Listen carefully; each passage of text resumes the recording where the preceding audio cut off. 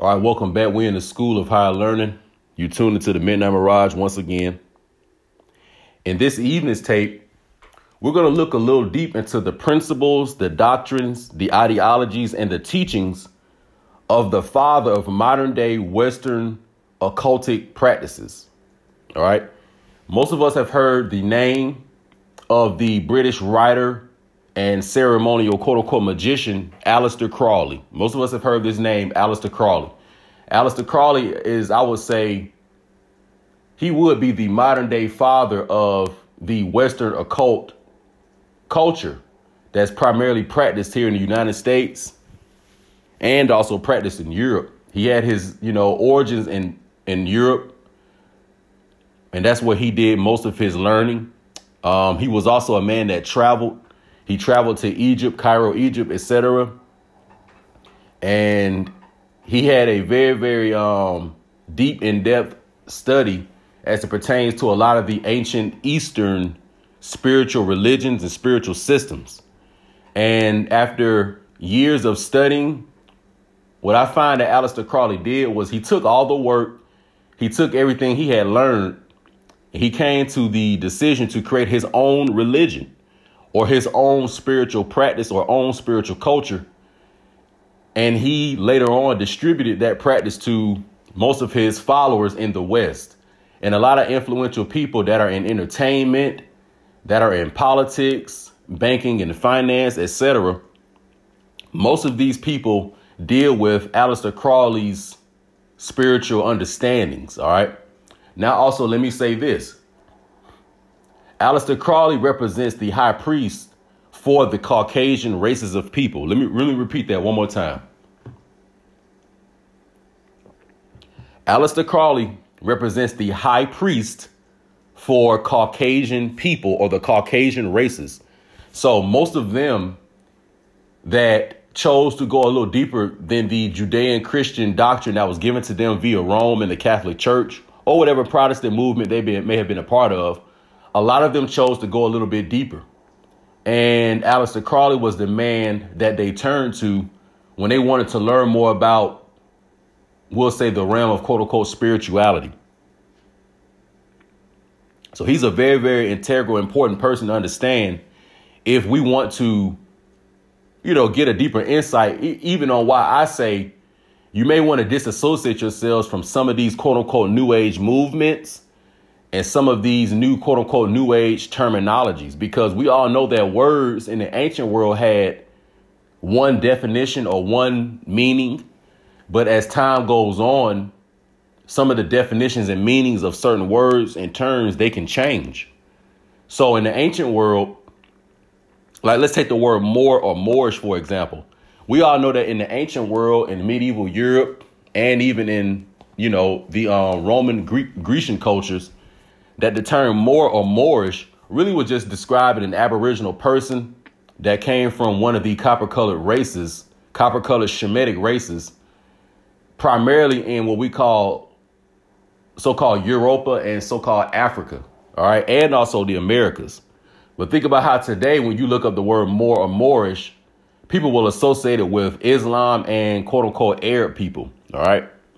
So even how the word Moorish or Moor has changed throughout time, some of our understandings of, the terminologies like alchemy, hermeticism, etc., a lot of them have been bastardized and changed by Aleister Crowley and a lot of his practitioners. OK, another example, the brother Bobby Hemmett, master teacher, puts out a lot of good information. But one of the things he tried to do was help people in the community understand more so what Satanism is, some of the symbology of the triple stage darkness, the so-called melanin. He went into a lot of that. And he also, helped the people understand a little bit more about the ancient origins and sciences as it pertains to Saturn and the Baphomet. Now, me personally, I know that originally some of the information may have not necessarily been evil and wicked.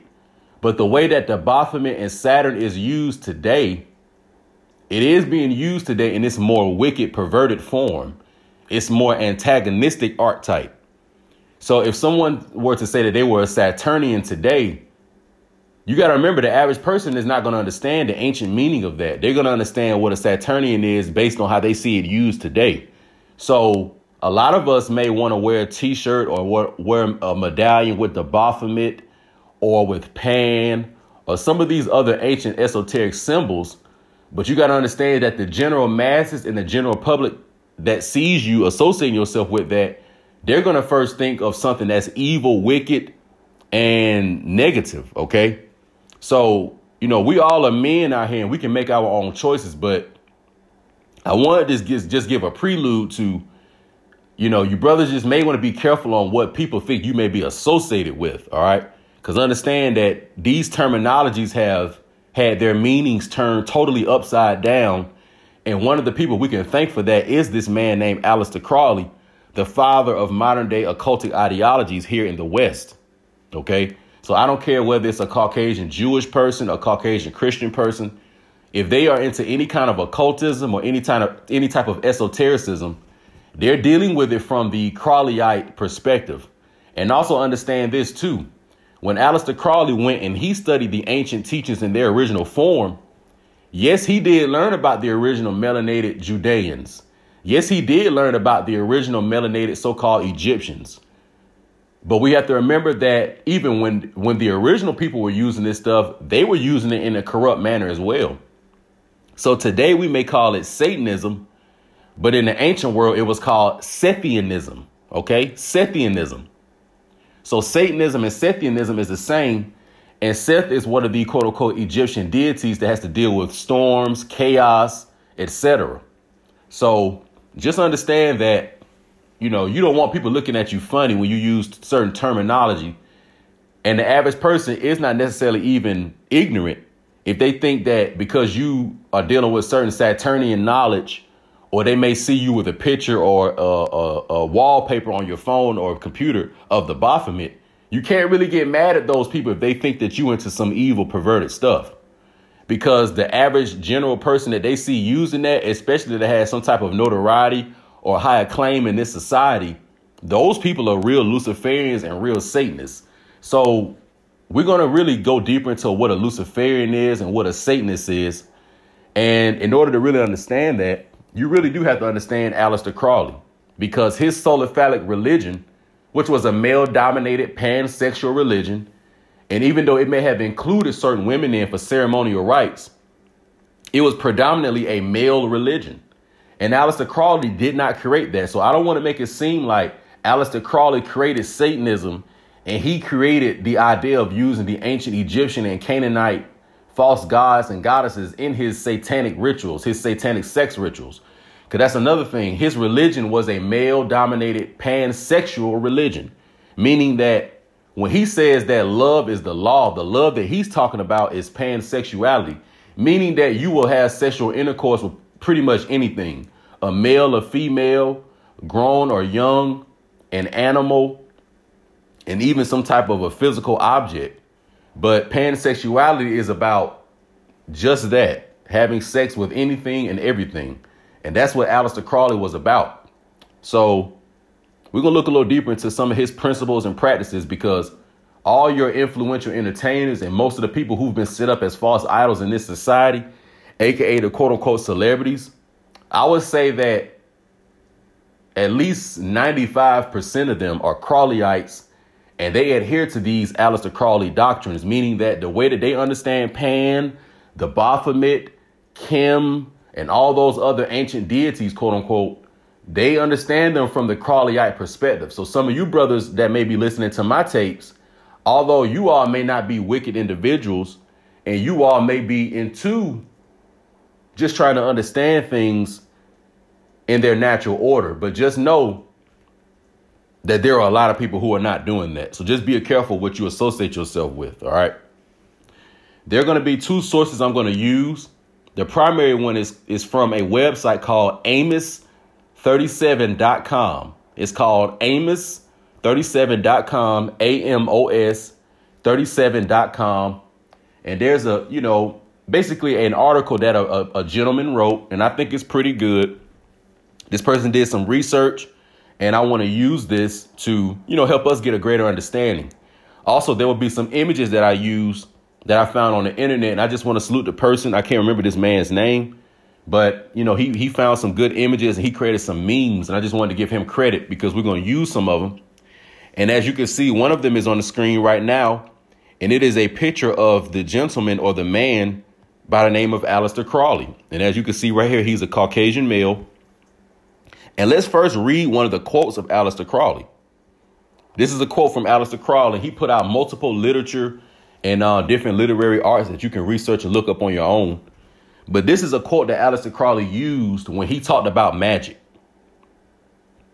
Those magicians who object to the use of blood have endeavored to replace it with incense, but the bloody sacrifice, though more dangerous, is more efficacious. And for nearly all purposes, human sacrifice is the best. I'm going to read this one more time. This is what Aleister Crowley said, and this is what he preached to his magician practitioners. Those magicians who object to the use of blood have endeavored to replace it with incense, but the bloody sacrifice, though more dangerous, is more efficacious. And for nearly all purposes, human sacrifice is the best. As we all know that in the Bible, in the Old Testament, that there is a situation where Abraham is tested when he is about to sacrifice his child, but then he is stopped by one of the angels. OK, the reason why Abraham was about to sacrifice his son, because all the other civilizations and cultures of his day and all the other religious practices of his day, this is what the people were doing. They were into human sacrifice to try to get in contact with the higher divinity. And even though Abraham may have seen himself as a righteous man, even he thought that human sacrifice was needed, or even quote unquote animal sacrifice was needed in order for him to get in contact with the higher power. So, as we said, Noah taught all of his three sons the ancient primordial information that he learned from his aboriginal ancestors back to Adam. So whether it was Shem, Ham, or Japheth, they all had the same original records from Noah.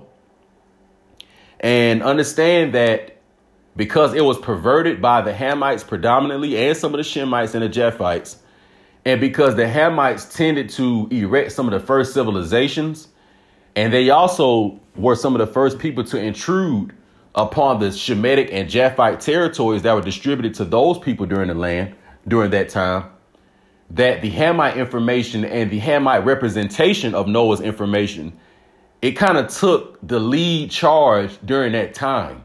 So most of the people didn't understand things from Shem's point of view. They understood things from Ham's point of view. OK, also, when we think about the ancient Atlantean Empire, or at least the remainder of it post flood, that was started by Ham and the Cushites. OK, so when we think about the worldwide Kushite Empire, a lot of that was the Hamitic Empire when they were distributing this religious culture around the world. That's why in ancient India today, you have a lot of, paganism and a lot of idol worship. So a lot of those false gods and goddesses that you see in ancient India, that you see in ancient Far East Asia, a lot of those come from the Babylonian practices. Even in the Grecian, in the Roman cultures, how they have all those different gods. They may have Harpocrates, they may have Diana, they may have Zeus, they may have Apollo, they may have Attis. But all of those gods even are stemming from the ancient Kemetic or Egyptian and the ancient Chaldean, Assyrian or Babylonian culture. OK, so remember, the ancient Egyptians, they were into this blood magical, ceremonial, ritualistic practice. There is a reason why when you read in the book of Exodus, and it talks about the evil pharaohs killing the firstborn offspring of the Shemitic Israelite people, predominantly the males in the Shemitic Israelite cultures. And the reason why is because not only were they trying to cull the numbers, not only were they trying to stop the rise of a quote unquote Shemitic Messiah, but they also were using a lot of these little boys for ritualistic sexual ceremonies. Yes, So those Egyptian priests during that time, they were kidnapping and abducting a lot of the Shemitic Israelite children, and the young males, they were using them in pedophilic rituals. Because another one of the practices that Aleister Crowley learned and taught to his people that he learned from the ancient Egyptians is the practice of vampirism, and literally absorbing the pure energy of a young male via sodomy and a perverted sexual act. And what this was supposed to do was give the satanic practitioner the powers of the young male child that they just abused. OK, so understand that in pedophilia, a lot of it is not only a sick sexual practice, but it's also to absorb the pure chaste energy of the young male. I'm gonna let you think about that for a minute. Let me go get a drink of water.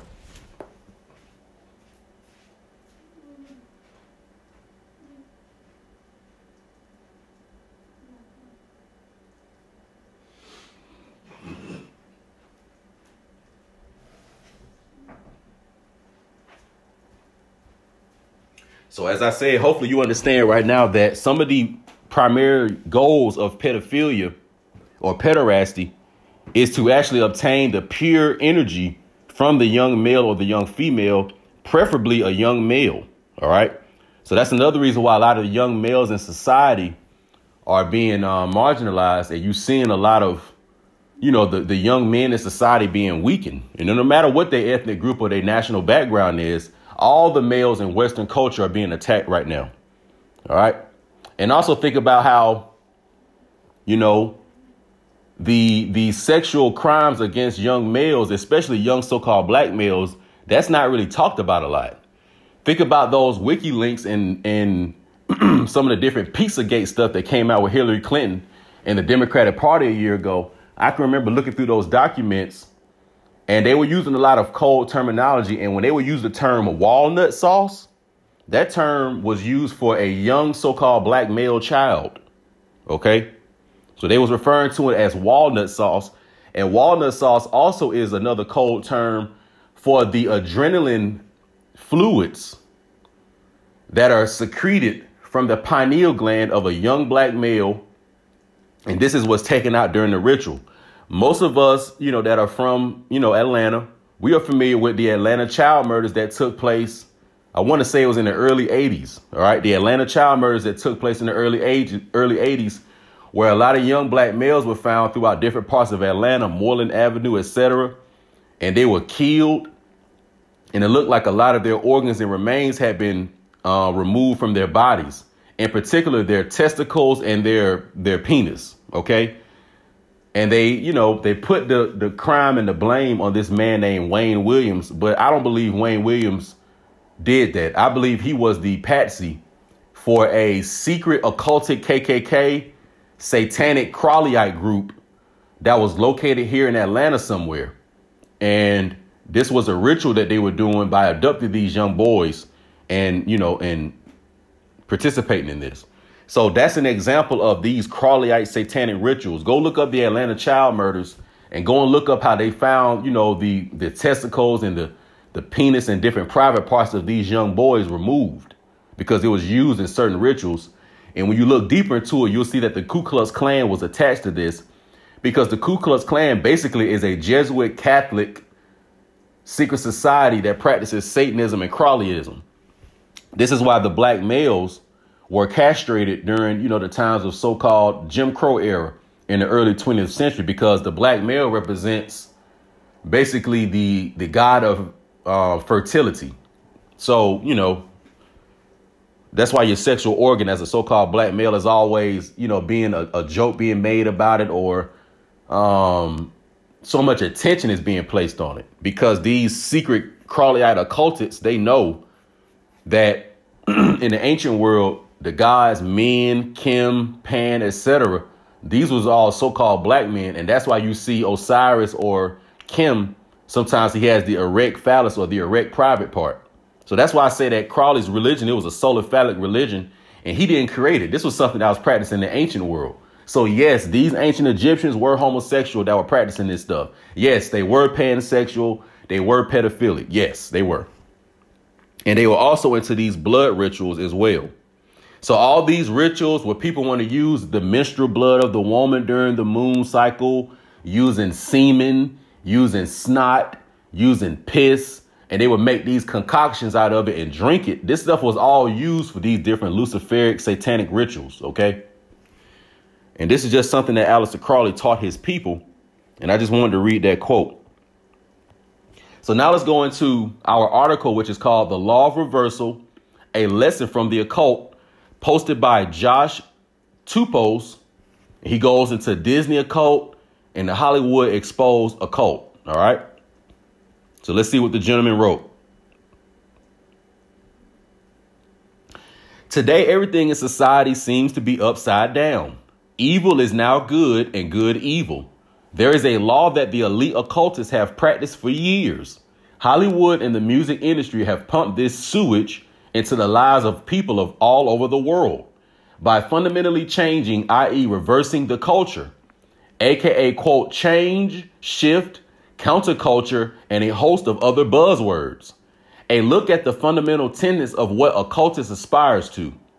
Edward Alexander Aleister Crowley was born in 1875 and died in 1947.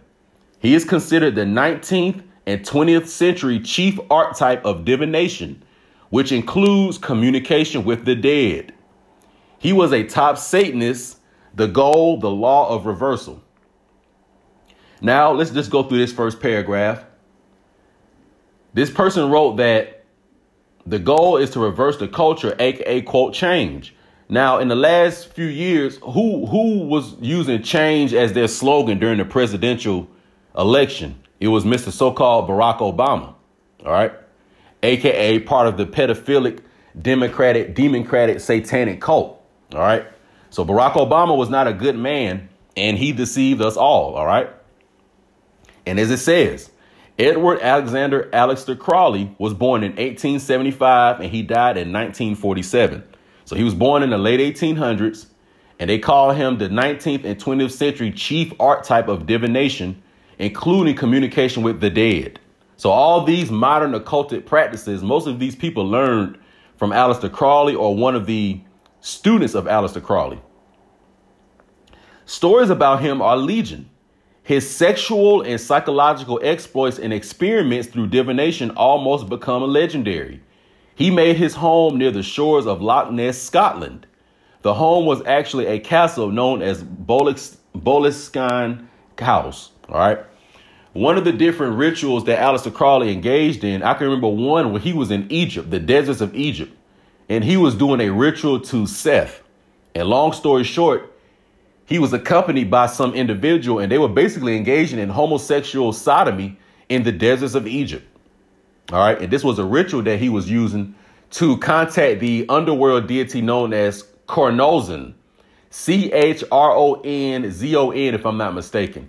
But basically, he was seen as a devil or a demon of the threshold, a dweller of the threshold, aka one of those satanic entities of the crossroads. All right. That's also who Asar or Osiris is. So most of these demonic entities that are contacted to help you, get in communication with the dead, etc. A lot of them are just an archetype of so-called Osiris or Asar because he's known as the god of the dead. All right. Let's keep going. It says the law of reversal, a lesson from the occult. This gentleman quoted something from the Bible in Isaiah chapter 5, verse 20. He writes, "Woe unto them that call evil good and good evil, that put darkness for light and light for darkness, that put bitter for sweet and sweet for bitter." And this is coming out of Isaiah chapter 5, verse 20. Let's reread it. It says, "Woe unto them that call evil good and good evil, that put darkness for light and light for darkness, that put bitter for sweet and sweet for bitter," in Isaiah chapter 5. Now, let me ask you this. Why would the Shemitic Israelite historians record this in the book of Isaiah?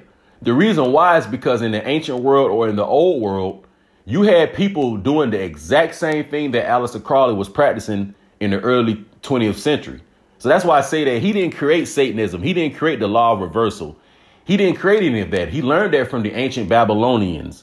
the ancient Egyptians, the ancient Canaanites, and some of the perverted ancient Israelites. When he looked into their records, he saw that this is what they were doing. So that's why when you look into certain Satanism, they basically just reverse most of what you see in the quote unquote Bible. All right. Modern adaptation of the occult law of reversal. Crowley was known as the quote B666. He was depraved and served as a mentor to many then as now. Tarot cards owe to him the deep development or deep involvement many have with it now in the 21st century. He spent much of his life studying, defining, and enhancing the modern practice of ancient tarot. So most of us know about ancient tarot cards. I actually have the Aleister Crowley deck of tarot cards. And most of you all, who know and have researched and looked into them, you will see his various occultic symbols that existed in the ancient world. But a lot of them, he's using them in their, I'll say, contaminated, inverted status. All right. Let's keep going. Also, Aleister Crowley is known as the, quote, wickedest man alive sometimes. He's also known as the Pied Piper of the occult New Age. Who else was known as the Pied Piper? So-called Pan. So Aleister Crowley saw himself as Pan. That's who he modeled himself after. All right. All right. The Order of the Golden Dawn. Aleister Crowley belonged to the ancient pagan society known as, quote, the Order of the Golden Dawn, end quote, and bears the highest title of, quote, Magus or Magi. This title is earned through ascension techniques, which when one arrives at them through various pagan rituals, he has achieved the highest order of the occult brotherhood has to offer.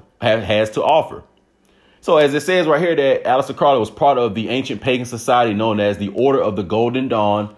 That's what he was, a Freemason, and he rose through the ranks in that. And when you research, they say he rose in it relatively quickly, too. He became a 33-degree high level magi pretty quickly. So that's why the term magus or magi or magician, I'm not necessarily saying it's an evil or wicked word. But if Aleister Crowley considered himself a magician, then Blackbeard may not want to consider himself as that. That's all I'm saying. I don't want to be associated with this type of stuff. Let's move forward. Aleister Crowley died in 1947 and had his followers burn his body to ashes as they read a poem he composed, quote, Hymn to Pan. Pan is mythical, musical god of sex of the fields in Greek mythology. He was part human and part beast. His legs were those of a goat. His feet were cloven hooves, yet his upper body was that of a man. Most of us know the picture of Pan, aka the Baphomet. So the Baphomet is just a modern version of Pan. So you'll hear me use the word Baphomet, you'll hear me use the word Pan, but I'm talking about the same entity, that horned goat entity that most of us are familiar with.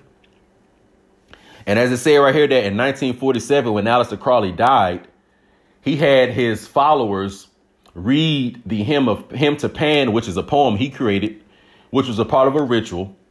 And as we already know before, Pan is the mythical music god of sex in the fields and the woodlands. All right. So the god of the entertainment industry, the god of the music industry is Pan.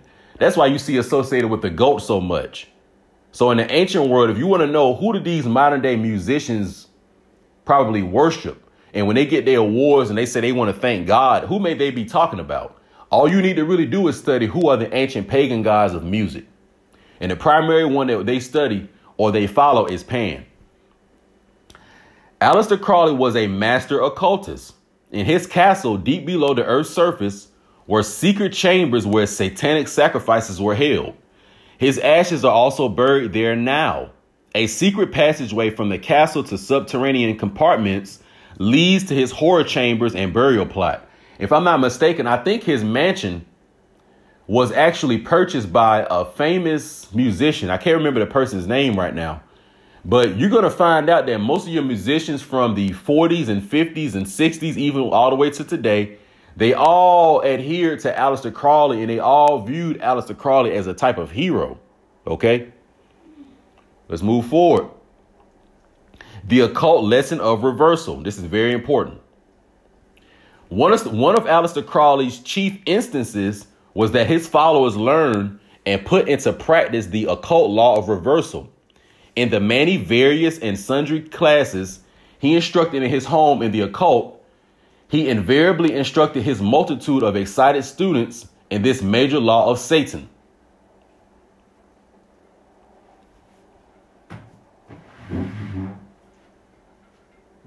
Sorry about that. Those who want fame, power, spell casting abilities, demons at their beck and call, and to recognize the Godhead within, this is very important, as well as to know the past, present, and future, he extolled his apt students must consistently, with intensity, practice talking, meaning reverse speech, walking, thinking, and playing phonograph records backwards. This is a form of divination. We are warned against this in the Holy Bible. So one of his top practices and top teachings was the law of reversal.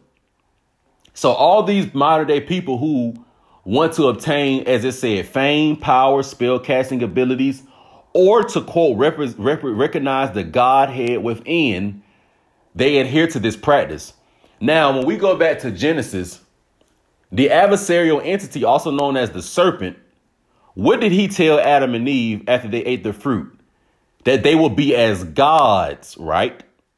So that same idea of becoming a god by adhering to what you want to adhere to and not falling in line to what the greater creator may have had set in place. This is that idea of recognizing the Godhead within you. So understand, like Blackbeard, like on previous tapes, somebody may have asked me, well, what is the true path, of so-called spirituality? And it would be to come into a connection and come into the realization that we are spiritual beings living a human experience. So we are passing through a stage of being a human, but at our true core and essence, we are spiritual beings, aka the soul, spirit, and the energy. All Aleister Crowley did and all the serpent did in the garden was take this same understanding, but pervert it and flip it. Now, the way that you get true understanding and the way you really ascend into your higher self is by aligning yourself with the higher power, the true higher power, because all power comes from one place. OK, and that is whatever created everything that is around us, including ourselves. All right. So let me see real quick.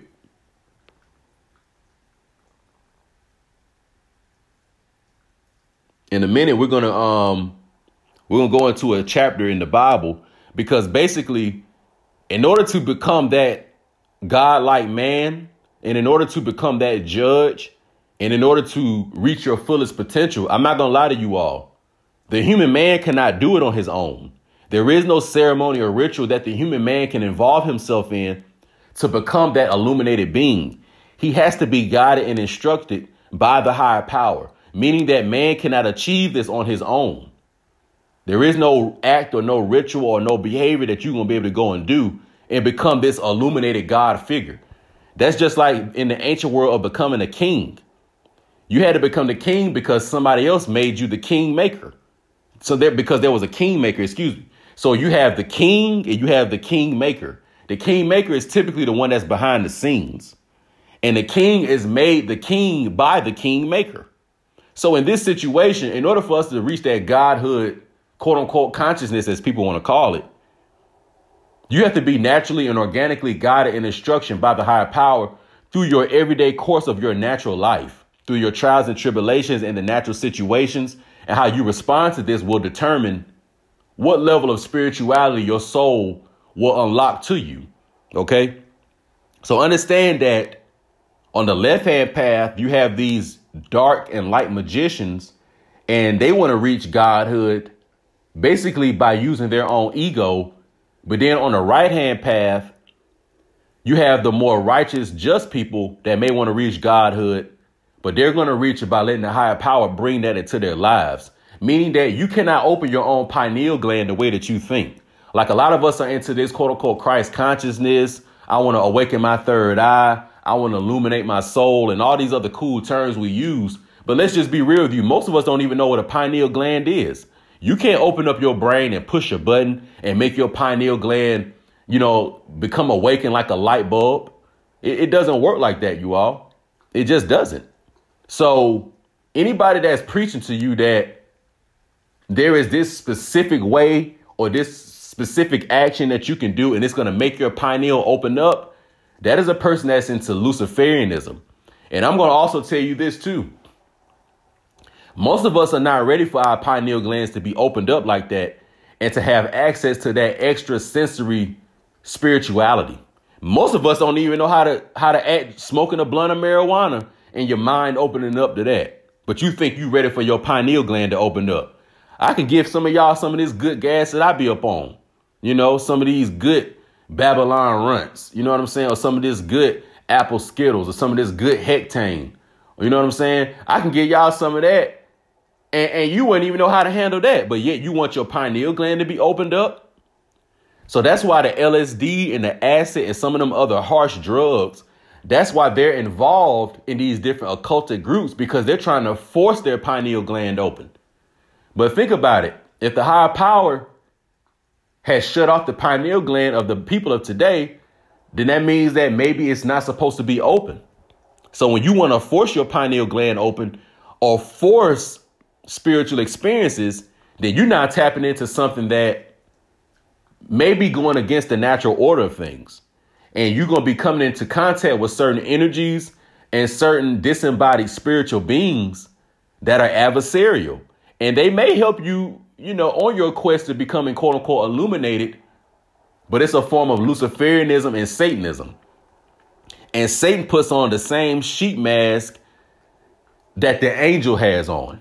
OK, so a lot of us will not even know the difference between the Luciferic aspect of it and a true angelic experience. OK, so just be careful with that whole idea of I'm about to open up my third eye, and trying to force your way into it, because you may come across something that you don't want to come across, and you may turn something on that you can't shut off. All right. So as it says that those who want fame, power, spell casting abilities, demons at their beck and call, and to recognize the Godhead within, they misuse this practice of the law of reversal, aka reversing their speech, reversing their walking, reversing their their thinking, and playing phonographic records backwards. That's why most of us who even study the so-called music industry, and you'll come across these videos on YouTube, and they'll take a Beyonce song or a Katy Perry song or one of these entertainers, and they'll play it backwards, and you'll hear the words Satan or Lucifer or certain demonic chants being played out in this music. This is all part of that Aleister Crowley science. All right. Let's go forward. It says, now we're going to look into a modern example of the law of reversal. Oprah Studios is Harpo. Now, one of these great students of Aleister Crowley is a woman by the name of Oprah Winfrey that we know, who is involved in media communications, broadcasting, and entertainment here in the United States. She not only practices this Aleister Crowley law of reversal, but she is a Sethian or a Satanist or a Luciferian. All right. It says Oprah Studios is Harpo. So Oprah has her own quote unquote production network, and it's called Harpo. Harpo is just Oprah spelled backwards. The law of reversal, the law of opposite. Below, you will see the same new age, same new spirituality of self-awareness echoes all the way back to the original lie of the serpent. In Genesis 3, quote, ye shall be as gods. So this whole concept of this new age, new spiritual self-awareness, Christ consciousness and all that, that's what was taught to Adam and Eve in the garden. That was the doctrine of the serpent, that by forcing your way and forcing spirituality, you can become your own God. And this is what Adam and Eve adhered to, and they believed.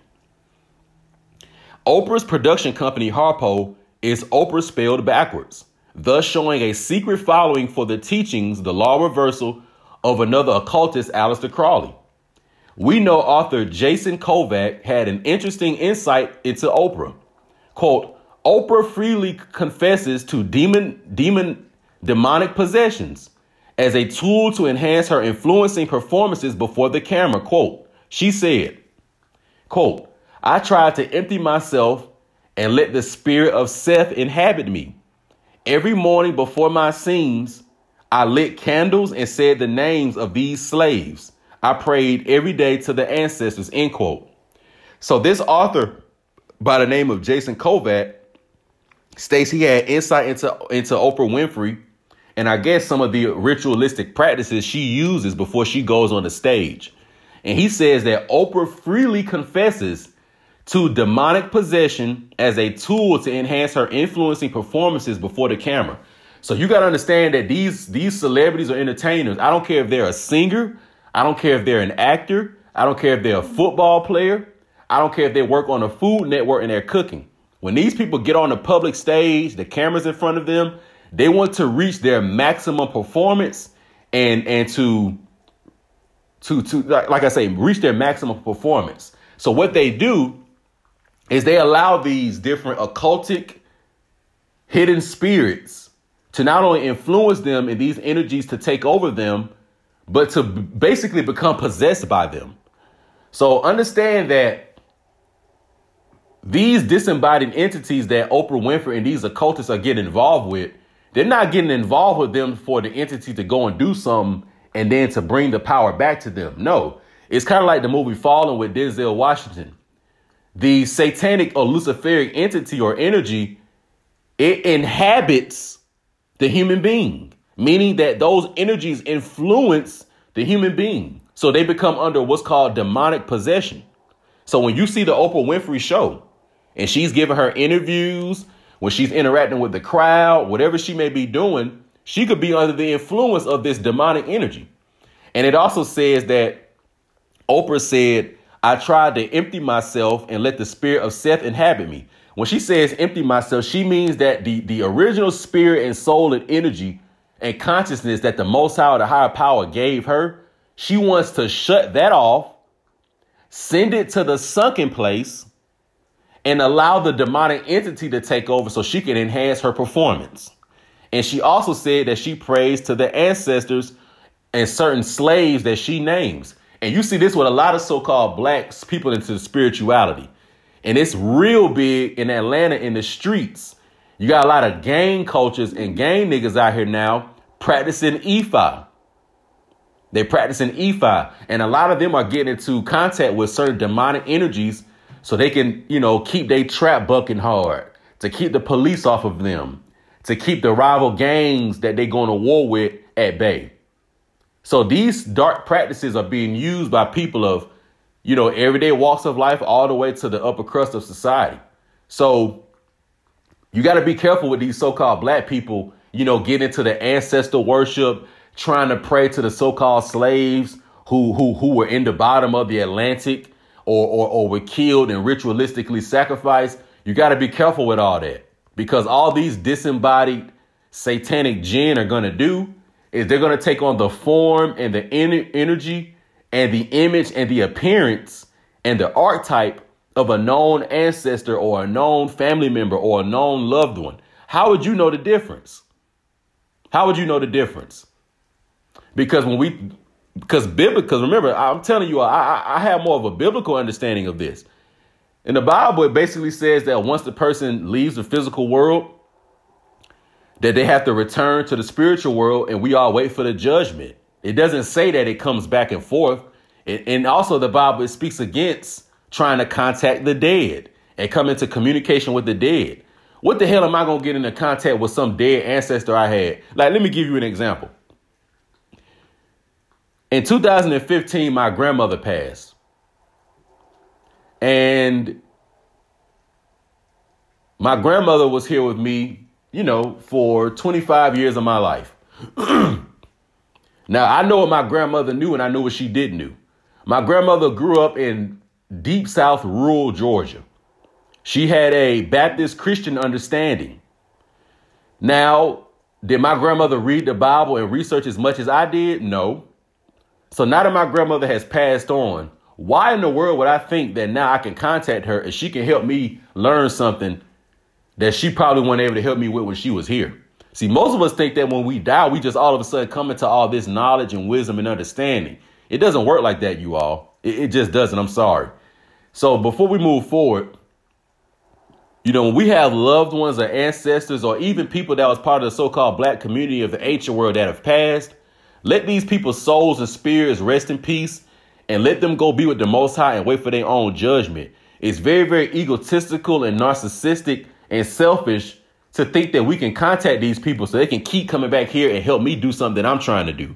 Remember, anybody that's trying to contact these ancestors, you're only trying to get an answer for something to help your life. You're only trying to get some assistance and get some resources to help your own life. It's not to help them. So it's a selfish act. So if you have this selfish agenda, the only thing that's going to answer your call is something that is part of a selfish agenda, which is those satanic jinn or certain adversarial energies that are part of creation that we can't see. So just be careful with that.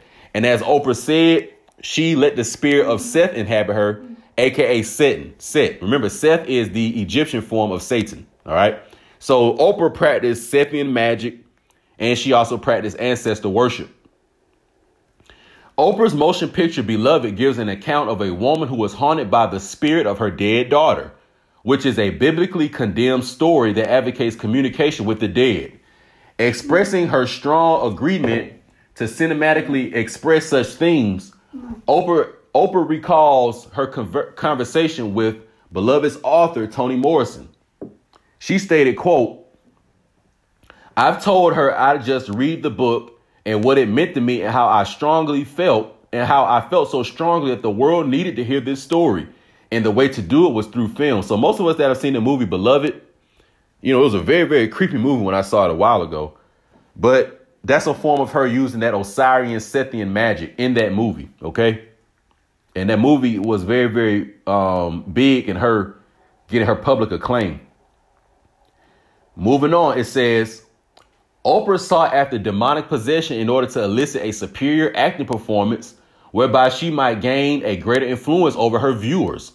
Beloved's director, Jonathan Dean, who was also the director of Silence of the Lambs, recalled, quote, "Oprah had explained to me when we originally met that it was her goal and intention to channel the spirit of Margaret Garner. This very infusion of humanity past accounts to a significant degree for Oprah's stunning alchemy, her astonishing abandonment of self, and her beloved performance." Now, this is very, very critical. So the director of the movie Beloved, Jonathan Dean, he recalled Oprah explaining to him that her goal was to channel the spirit of Margaret Garner, which is the woman she played in the movie, which is a woman who has passed and died a long time ago. So she was trying to communicate the quote unquote dead. He also says that this very infusion of humanity past accounts to a significant degree of Oprah's stunning alchemy. So Oprah was using alchemy. This is why I also said that Aleister Crowley taught his students alchemy. Now, to me personally, when I think of alchemy, I think of turning the base lead into gold. And I also think about going from the lower self to the higher self, which is taught about all throughout the Bible. For example, Jacob/Israel was brought from his lower self to his higher self after he wrestled and had the encounter with the angel. Think about his name went from Jacob to Israel. Jacob represents the lower self. Israel represents the higher self. Think about Abram. Think about how Abram had his encounter with the angel after his situation where he almost sacrificed his son. After it was over, Abram's name was changed from Abram to Abraham. Abram being the lower self, Abraham being the higher self.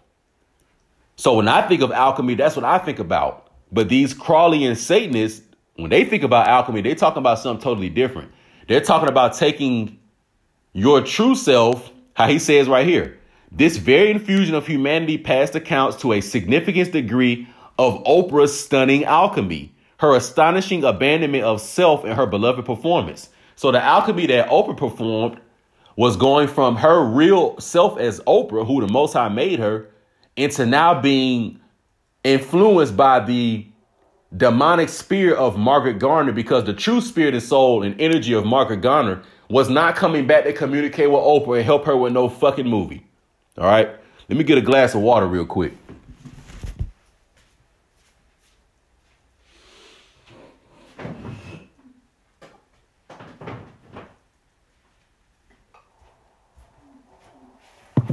Let's move forward. So understand, just be careful with those terms and, how we want to use this stuff. All right. So now we're going to go into Hollywood and the Babylonian connections to Freemasonry a little bit. All right. Let me scroll down. All right. The two most important laws of Satanism. The first law, quote, the law of reversal, is the crux of Satanism. The Black Mass, the entire Roman Catholic liturgy of the Mass, is performed backwards or in reverse. Everything is read backwards or in reverse speech. The cross in the Black Mass is hung upside down or reversed over the Satanic altar. The Antichrist. This signals the reverse or direct opposite of Christ. Heaven is the reverse of hell. Heaven is up, hell is down. God is light, the devil is dark. So basically the law of reversal is this law that says as above, so below. So when these occultists use that term as above, so below, they're talking about this Aleister Crowley law of reversal. All right. And most of us are familiar with the Black Mass that the Catholic Church uses when they turn everything into reverse. That's not new. OK, in the ancient world, the ancient Canaanites, the ancient Egyptians, all that information that they learned from Noah, they reversed it and turned it into Satanism. All right. Let's move forward. The second law. Now, this is very important because this is where the New Age, sheep in wolf's clothing, or wolf in sheep's clothing, rather. This is really where they have piped it up and got everybody confused. The second law is the law of self-awareness. This sounds modern, but in fact, it comes from ancient Babylon. The teachings basically are all is one. Man is a divine being within. Life's purpose is to realize the divine within. Other terms used to describe this are nirvana, the atonement, God consciousness, Christ consciousness, etc. Hold on, y'all. Give me a second real quick.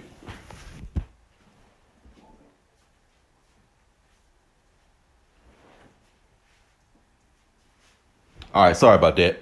So basically, as it says that this idea and this concept of self-awareness and to realize the quote unquote divine within, this comes from ancient Babylon. So when the brother put in the previous comment that when we talked about Harut and Marut and these angels coming into ancient Babylon to teach the people, this is what was taught to the people. This idea, of self-awareness or quote unquote realizing the God within. This is what the serpent taught Eve.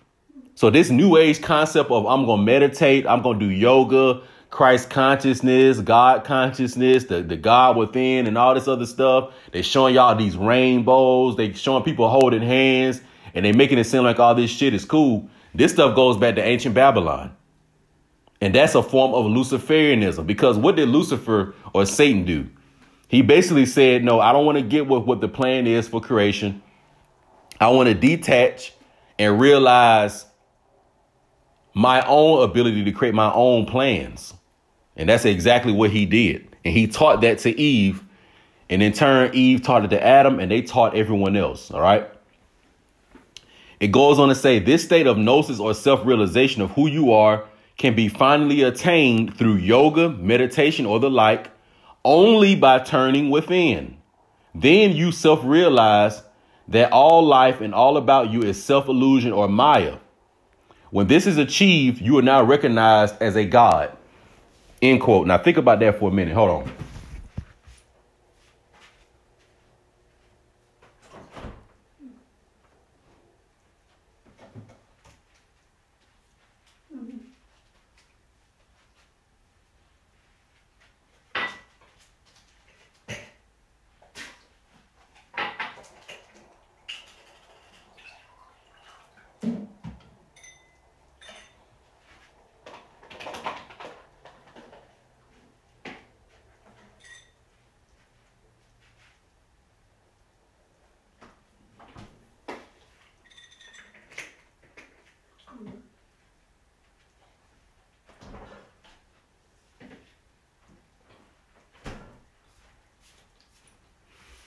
All right, so we back. And as we said, we just talked about this second law of Crowley, self-awareness. It says this state of gnosis or self-realization of who you are can finally be attained through yoga, meditation, or the like, only by turning within. So it didn't say anything about trying to figure out what the higher power has destined for you, because we all came from that. No, these people think that they're their own gods and they are self-created. Me personally, I don't think that. So I may use the term God consciousness or Christ consciousness. But Blackbeard is just a regular old man. Trust me, y'all. If I had the ability to turn myself into a god or have Christ consciousness, I would not fucking be sitting here making this tape. You know where I would be right now? Somewhere on an island with some big booty women with bowls and bowls and bowls of marijuana, having sex and doing what I want to do all fucking day. I would not be sitting here on no YouTube making no tape. So this whole concept about I can turn myself to a god and all that, if you really think you a god right now, then right now snap your fingers or nod your head like I Dream of Jeannie and create the exact reality that you want right now. If you can't do that, then you might want to not say that you a god. OK, or at least you're not a god in the context that Crowley and them are trying to get us to think. All right. Because Lord knows if I was a god, I would not be sitting here right now doing this at all. Trust me. And I still got love for y'all, but I would not be sitting here doing this if I was a god at all. So now let's go forward. It says we're going to talk a little bit about this guy, Anton Levay. The Godhead within Anton Levay, founder of the First Church of Satan in San Francisco, California, and author of a Satanic Bible, incorporates many of Aleister Crowley's formulas for divination and more. His pupil reports that when you recognize your individual potential through recognizing self-awareness by turning within yourself, once again, it's all the ego, you have achieved, quote, godhood. Then you are a creator. So these Satanists and these Luciferians, they believe in this. These Buddhists, for example, a Buddhist is a Luciferian. Anything that believes that they can turn themselves into their own God just by going within and playing these mental games and creating mental imagery and playing them games with their own ego, that's what they talking about. All right.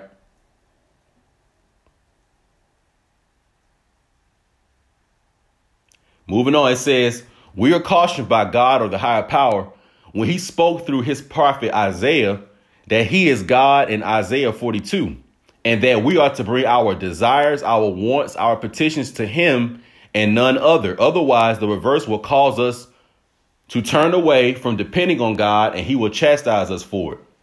The Holy Writ has never instructed us to create what we want with our minds, thoughts, or words. Let me repeat that. The Holy Writ has never instructed us to create what we want with our minds, thoughts, or words. And the reason why the scripture was written this way is because the human mind and the human emotions are faulty. They can be wrong. They can misguide you and they can mislead you. How many times did you probably get off the bus or something and down the street, you may have thought you saw your homeboy or your homegirl and you called their name out. But then when you got a little bit closer to them and your eyes was closer, you could see, oh, man, that ain't such and such. That's somebody totally different. So our senses and our five senses, they deceive us all the time. And this is why the Israelite historians recorded in there that to be careful on relying on our own mind and our own experiences, because they're very, very limited. We should try to rely on something that's greater than that and that has all power and all understanding. And we should try to use our connection to that to improve our own personal lives. But when you think that I'm my own God, then you can rely on your own thoughts, and you can certainly be wrong. It says God cautioned very strongly in Ezekiel chapter 28 how we are to look upon our nature. He said, quote, but you are only a man and not a God, though you boast yourself to be like God, end quote. So all throughout scripture is written where the higher power has to deal with these tyrannical kings of the earth who think that they're gods. So, for example, Nimrod thought he was a god. Cush thought he was a god. Nebuchadnezzar thought he was a god. The evil Canaanite Egyptian king thought he was a god. Herod thought he was a god. Caiaphas thought he was a god. So you have a lot of people who thought they were gods and they were all brought to destruction. You know, so just think about that. The next we're going to do is take a look into this gentleman right here. This is Mr. Lieutenant Colonel Micheal Aquino. And we're going to read about who he is. Very, very important person. Because I've told you all in previous tapes that the military industrial entertainment complex is all part of the Luciferian satanic cabal or network. And there is a very, very strong connection between the mafia, the drug world, and the military. Let me tell you right now who runs the world. Not only do the bankers and the financiers run the world, but their pit bull or their Rottweiler is the military of the United States, or any military that they're choosing to be the dominant power at that point. OK, so there's no coincidence that you're going to see in a minute that this gentleman, Micheal Aquino, who was a colonel in the United States military, also was a Satanist. OK, because there's a strong element of Luciferianism and Satanism in the higher branches of the military. I ain't talking about you regular Goyim niggas out there in the military who done dropped out of high school and you done got kicked out of home. You ain't got no ambition and you just trying to find something to do. So you go in and enlist in the military. You don't know anything about these higher secrets and some of this higher occultism that's going on in the military that I'm talking about. So us regular people out here and the people we know, a lot of them in the military, they don't know anything about this Satanism. But once you get to those higher branches of the military, you know, those generals who have what they call the eagle wings or those stars on their coats, on the shoulder part of their coats, they know about this high level Luciferianism. And this guy, Micheal Aquino, was one of them. Let's read about it. So it says, back to Oprah, the new age spiritual priestess to millions. Because that's who she is. Satanist Micheal Aquino clarified to feel good new ages that are nothing more than Satanists in pretty packages. Making for a good show, don't you think? He went on to convey to naive spiritual seekers that they believe the same lie of the serpent, quote, ye shall be as gods. Aquino clarifies to Oprah this second law of the occult, awareness. Aquino went on to describe how they believe that they as Satanists are now becoming gods. This was at the heart of Satan's initial rebellion, and now Micheal Aquino was parroting the essence of Satanism, which is a desire to usurp the true and living God's authority and follow Satan into God realization. Quote, we are not servants of some God, end quote, declared Aquino. Quote, we are our own gods, end quote. Oprah Winfrey appeared to be shocked to find out that this was exactly what she believed as a New Ager, failing to realize that the New Age movement has its roots in Crowleyan Satanism, even as Aquino's Satanism. Quote, he only clarified that most New Agers are not aware that they have joined a satanic rebellion against God and that Satanists know what's going on. Aquino stated, quote, yes, except that I would say we Satanists have a more precise grasp. We would say that we understand what's actually happening a little better than many New Agers, end quote. And he is exactly correct in this. Now, we're going to analyze this whole thing. But when Micheal Aquino says, yes, except that I would say we Satanists have a more precise grasp, we would say that we understand what's actually happening a little better than many New Agers. He's telling the truth. Believe it or not, most of these Luciferians and Satanists out here, these people are highly intelligent. These people are very well read. They are very well researched, and they take their time and they do their due diligence. They don't just say things like the average masses and the average goy out here who just wants to feel good. So a lot of these niggas out here into this New Age movement, this yoga movement, this meditation and all this shit, a lot of y'all don't even know where this stuff comes from and don't even know the origin of it. But these Satanists, they really know this shit, because I've met Satanists in real life. And most of the ones I've looked up on the internet, these don't be no stupid people. These aren't ignorant people. These aren't just like your people in the church who gonna go to the church and never crack open the Bible and actually read it to understand what stuff is talking about. No, these Satanists actually read. These people be PhDs. They be financiers, bankers, etc. So high level executives. So when he says right here that the Satanists have a better grasp on what's going on and have a greater understanding than the New Ages, he's correct. So most of y'all out there that think that y'all know about Christ consciousness and God realization, you really don't know what the hell you're talking about. And these Satanists have a whole better understanding of it than you do. So right here, it says Aquino went on to describe that they believe that the Satanists are now becoming gods. This was at the heart of Satan's initial rebellion. And now Aquino is parroting the essence of Satanism, which is the desire to usurp the true and living God's authority and to follow Satan into God realization. So Satan, he told himself that he said, no, I'm a God. Why should I have to worship or follow the commands of the higher power? I'm my own deity. And this was what his rebellion was. And this is what he taught to Eve. So all of us out here that think that we're going to go into, self-realization or God consciousness, a lot of that is just Satanism. It's just a cold word for Satanism. It's like giving you a poisonous fruit, but I made it smell good. It looked real pretty and it looked real shiny and it make you want to eat it. But nevertheless, it's still poisonous. And yes, Micheal Aquino is correct. These Satanists understand New Age philosophy way better than the average person out here. All right. So we're going to end that part right there.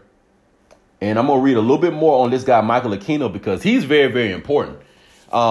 It says Micheal A. Aquino, a U.S. Army officer and founder of the Temple of Set, is a graduate of the University of California, Santa Barbara. He got his bachelor's in 1968 and he got his PhD in 1980. In 1968, he joined the Army as a specialist in psychological warfare. The next year, he joined the Church of Satan. His career in the church was put on hold while he served a tour of duty in Vietnam. But shortly after his return to the United States in 1971, he was ordained as a Satanic priest and organized a group that he met at his home. So once again, Micheal Aquino, he's a PhD psychologist from the University of California, and he was a specialist in the Army in psychological warfare. When you look deeper into him, he had a book that he wrote on mind control. And basically the type of New Age technological Satanism that they're practicing, these Luciferians, these high level Luciferians, they're going now into the world of mass propaganda and mass communications, meaning what we'll call national and global mind control operations. So, for example, this COVID-19 was one of them. So he was part of this, network of people and scientists that were working in the realm of psychology to manipulate the mind of the Goyim and to get the Goyim to accept Satanism and Luciferianism and get the Goyim to get into this religion of God realization. All right. And he was very, very critical in that. And, you can look into some more of his work to get more information on him. All right. This gentleman by the name of Micheal Aquino, who is on the screen. All right. In the previous and a little while ago, I talked about a gentleman. I talked about the evil Egyptians and how they would use the blood and use little boys that were part of the Israelite community for their satanic pedophilic rituals. And I talked about also how it was done in the Atlanta child murders in the 1980s. Well, there was a movie called Fear and Loathing in Las Vegas. I remember hearing Bobby Hemmett talk about this movie a long, long time ago. And in this movie, pretty much, you have a character who comes across this quote unquote drug, and it gives him this high that he has never experienced. It says, here is Hunter S. Thompson.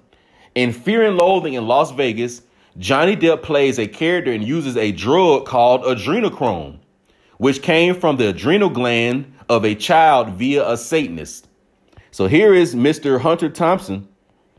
And as you can see in the background, he has two statues of the horned deity. OK, so clearly, he's a Crowleyite. He's a Luciferian. But he was the director, I believe, in this movie called In Fear and Loathing in Las Vegas, where Johnny Depp uses this adrenochrome. This adrenochrome is the same walnut sauce or this substance or this drug that they get from the terrified pineal gland and from the bloodstream of scared pedophile victims. OK, that's what this is. So if you want to get a little deeper insight into that movie, Check it out. And I may even check it out when I get a chance, to look a little deeper into it. But I remember it's called In Fear and Loathing in Las Vegas. And he took this drug, which basically took him over the edge. All right.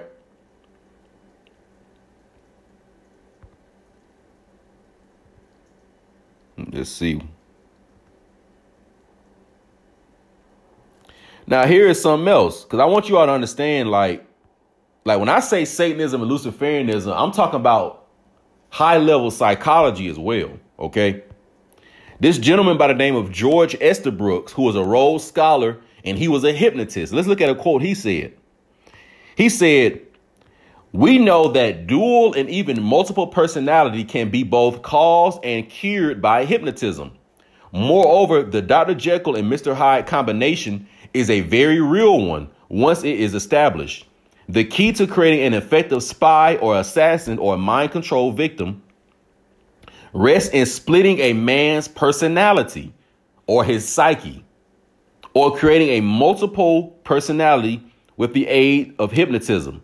This is not science fiction. I have done it." So this man right here is saying the key to creating an effective spy or assassin or entertainer or celebrity rests in splitting a man's personality or mind, or creating a multiple personality with the aid of hypnotism. This is not science fiction. I have done it. The reason why he knows this exists, because they learned this stuff from the ancient Canaanites, the ancient Babylonians, the ancient Egyptians. They were using this stuff. These people were into high level advanced psychology.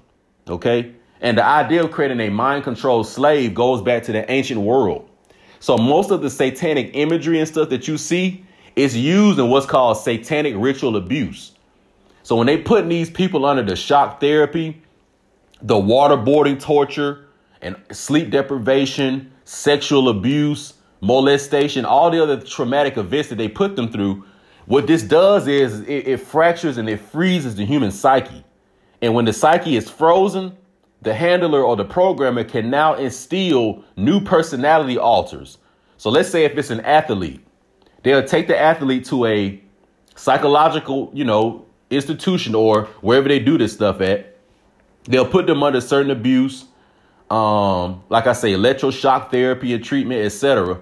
And this will fracture that person's brain or fracture their mind. And while it's in that fractured state or that white slate, they will then infuse this personality that's a great basketball player or a great musician or a great baseball player. And once they come down from the hypnosis, they will use certain triggers or images to basically snap that person into the proper personality. So while they're being traumatized, they may show them pictures of a monarch butterfly, or they may show them pictures of, it could be anything. They may show them a picture of a pine cone or whatever they show them. The monarch butterfly or the pine cone could act as a key to make that new personality come up in that person's psyche. So now their behavior and their personality is altered. So this is what it meant by Oprah Winfrey being able to be a top performer and stuff like that. Because more than likely, she's an MK Ultra mind control victim. OK, more than likely. All right. Once again, this all goes back to Aleister Crowley and some of the things that he learned. Now, before we wrap this up, what I want to do is we're going to go in Isaiah chapter 5. And it's something I wanted to read real quick. Now, as it says, woe unto them that call evil good and good evil, that put darkness for light and light for darkness, that put bitter for sweet and sweet for bitter. Woe unto them that are wise in their own eyes and prudent in their own sight. You hear that? It says, woe unto them that call evil good and good evil, that put darkness for light and light for darkness, that put bitter for sweet and sweet for bitter, a.k.a. as above, so below, a.k.a. God and the devil is the same, a.k.a. Caucasian people and black people should intermarry and come together. So this whole concept that everything needs to be in this one melting pot, that ancient Babylonian Egyptian concept is a Luciferic satanic mindset and concept, because the Most High has things separated in their proper place. Just like how oil and water don't mix. And even when you try to force them to mix, they still going to go their separate way. But the Satanist wants to put everything in one collage and have everything under one control network. OK, So that's why it says war to them that call evil good and good evil. You have a lot of that. So a lot of people that are into the new age, God consciousness and yoga, they may not be evil, wicked people. But the reason why they were deceived into thinking that it was OK is because the Luciferians have put that pretty image on it to make you think that it's OK. But really, it's something that may be detrimental to you. Then it goes on to say, woe unto them that are wise in their own eyes and prudent in their own sight, meaning that they're calling themselves God. I made myself a God. Not that the Most High, the higher power, the true kingmaker, not that he made me into God, not that he made me into the king or the emperor. No, I made myself a God. I declare myself as a God. And that's what it means when it says, woe unto them that are wise in their own eyes and prudent in their own sight, meaning that that would be like in school. You took a test, but then you also graded the test. So, of course, everything that you got wrong, you're going to say you got it right. That's a Luciferic or a satanic ideology. OK, because they're playing this Dr. Jekyll, Mr. Hyde game with themselves, believe it or not. All right. And then to wrap it up, now we're going to come in Amos chapter 3. And it's something that I wanted you to get right here, because, as I said, you brothers all have the ability to get into that higher godhood, but it has to be the higher power, the Most High, that brings you into that. You cannot force your pineal gland open. You cannot force spiritual experiences. They have to organically and naturally happen, especially for it to be real and for no sorrow to be added to it. Right here in Amos chapter 3, verse 7, it writes, surely the Lord God will do nothing, but he revealeth his secret unto his servants, the prophets. I'm going to repeat one more time. Surely the Lord God will do nothing, but he revealeth his secret unto his servants, the prophets. So, most brothers may say, OK, the brother Blackbeard, he seemed like he got a little bit of knowledge and wisdom. How did he come into that? Well, I'm telling you all right now, I don't declare myself to be anything other than what nature has organically shown me that I am. OK, so I don't give myself these titles, these self-titles. I don't do that. The only time I started calling myself an accountant is when I got my degree from school. I started getting awards for it. I started getting called out of class and people wanting to take me to certain accounting functions so I could meet these big wigs. I started calling myself an accountant when those teachers said, you have now rose through the ranks and you've went through the task in the trials, and now you are a master of accounting. That's when I said, OK, now I'm an accountant. So I had to go through the work, and then you have to be given that status or given that title by the one who can make you, by the kingmaker. And how can you say you're an accountant if you can't even pass the accounting classes? Wouldn't the accounting teacher know if you truly are that or not? So I could have been walking around saying I'm an accountant this, I'm an accountant that. But they say, but you're not passing the test. You didn't get the degree. So how can you say that you're an accountant? So it goes the same with calling yourself a god, an emperor, or a king. If the Most High didn't make you into that, then it is your ego telling you that you're that. And right here, when it says that surely the Lord will do nothing, but he revealeth his secret unto his servants, the prophets. I'm not a prophet, so I don't give myself that title. But, we're men of the Lord, and he chooses who he wants to give his knowledge to. So that means that if you're a person and you don't have the understanding for this, you seem like you can't get it. It may be a reason why. Some of us weren't given the gift of understanding and discernment. And you got to deal with the higher power, the Most High, about that. Because I'm going to be real with you all. I didn't ask for this. I wanted to be in the NBA. I just wanted to make some money playing basketball, take care of my family, and live a good, decent life. I didn't ask to have knowledge and wisdom and understanding and all that. I was going through my regular life just like everybody else. This was given to me. And I came into the understanding that this was given to me, and I accepted it and I used it because it was one of the talents that I was given. So the Most High, the higher power, is the only one who can reveal these true secrets to you. Just like they were revealed to Jacob/Israel, just like they were revealed to Enoch, just like they were revealed to all the men of the Lord in the Bible. So the same way they were revealed to them, they can be revealed to you, but only the Most High or the higher power has the authority and the jurisdiction to do that. So I don't have the mindset of Micheal Aquino when he says, quote,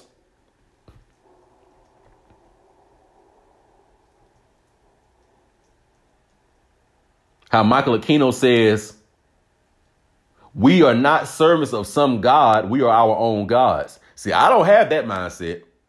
No. There is a big God. There is a higher power. And he controls and runs all this shit, even if I don't understand all of it. So, no, I don't have that kind of Luciferic mindset. No, Blackbeard wants to get into his higher self when the true higher power says, OK, now it's time for that. I mean, I could take my own financial career, my entrepreneurship. Hell, right now, I already want to be a millionaire. I've been working on it for years.